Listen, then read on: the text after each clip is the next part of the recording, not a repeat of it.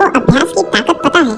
निरंतर अभ्यास से किसी भी बड़े से बड़े लक्ष्य को कैसे पाया जाता है। आज की ये प्रेरणादायक कहानी इसी को दर्शाती है।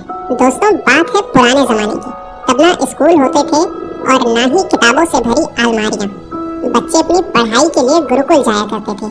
वहाँ बच्चे गुरु जी के आश्रम में रहते, रोजमर्रा के काम करते, गाय चराते, लकड़ियाँ बटोरते और साथ ही पढ़ाई भी किया करते थे।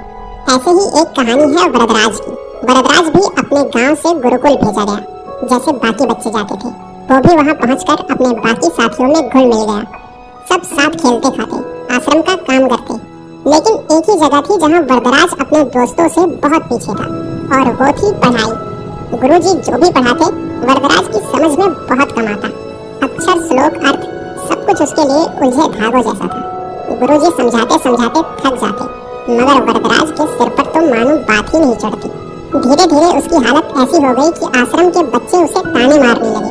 कोई उसे मंद बुद्धि कहता, कोई कहता तू तो कभी कुछ नहीं सीख पाएगा। वक्त बीतता गया, साल खत्म हुआ। उसके सारे साथी अगली कक्षा में चले गए, लेकिन वरदराज वहीं का वहीं रह गया, अकेला, उदास और टूटा हुआ। आखिरकार एक दिन गुरुजी ने भी हार मान ली। उन्होंने वरदराज को बुलाया और कहा, बेटा वरदराज, मैंने हर तरह से कोशिश कर ली, पर लगता है विद्या तुम्हारी किस्मत में नहीं है। तुम्हारा वक्त यहाँ बर्बाद हो रहा है। तुम घर चले जाओ और अपने माता पिता के काम में हाथ बटाओ, खेती बाड़ी करो, शायद वही तुम्हारे लिए सही रहेगा। गुरुजी की बात सुनकर वरदराज के दिल पर मानो पत्थर रख दिया गया हो। उसकी आंखें भर आई। उसने सोचा, शायद गुरुजी ठीक ही कहते हैं, पढ़ाई तो मेरे बस की बात नहीं। वो भारी कदमों से अपने गांव की ओर चल पड़ा।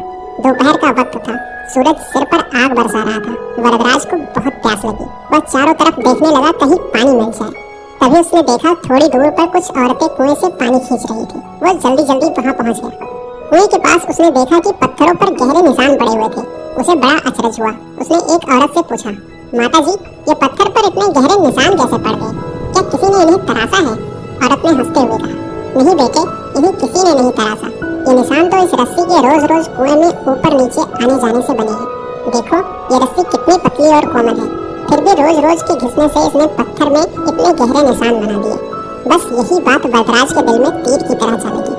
उसने सोचा, जब कोमल सी रस्सी भी रोज रोज कोशिश करके ठोस पत्थर में निशान डाल सकती है, तो क्या मैं रोज रोज अभ्यास करके अपने दिमाग में विद्या नहीं भर सकता?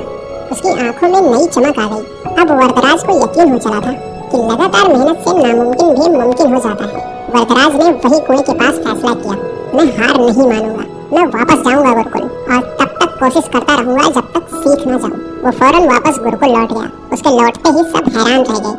गुरुजी ने पूछा, बेटा वरदराज, तुम फिर क्यों लौट आए? वरदराज ने आत्मविश्वास से कहा, गुरुजी, मैंने रास्ते में एक कुआं देखा।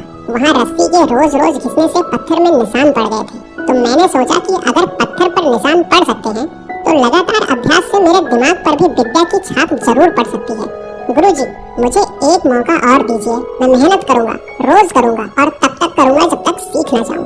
गुरुजी ने उसकी आंखों में एक अलग चमक देखी। उन्होंने कहा, वरदराज, यही तो असली विद्यार्थी की पहचान है, हार न मानना। चलो फिर से शुरुआत करते हैं। इसके बाद वरदराज ने दिन रात एक कर दिया। सवेरे सबसे पहले उठता, गुरुजी के पास बैठता, सवाल पूछता, रटता, समझता, फिर भी गलती होती फिर पूछता।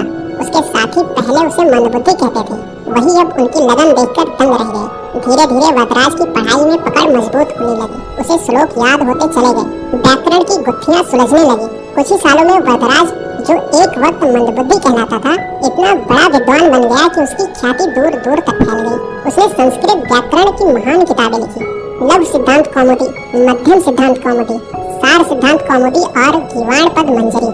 आज भी विद्वान उनके नाम का आदर करते हैं। दोस्तों, वरदराज की कहानी हमें एक बहुत बड़ी बात सिखाती है, अभ्यास से बड़ा कोई चमत्कार नहीं। कभी मत सोचो कि तुम किसी चीज में कमजोर हो। अगर वरदराज हार मान लेता तो शायद दुनिया कभी उसका नाम नहीं जानती, लेकिन उसने ठान लिया और कर दिखाया। इसलिए याद रखना दोस्तों, मेहनत करो, रोज करो, धैर्य रखो और दुनिया को दिखा दो कि तुम क्या कर सकते हो। और अंत में मैं यही कहना चाहूंगा, किस्मत के भरोसे मत बैठो, मेहनत करो, फिर देखो पत्थर भी मोम की तरह पिघल जाएंगे।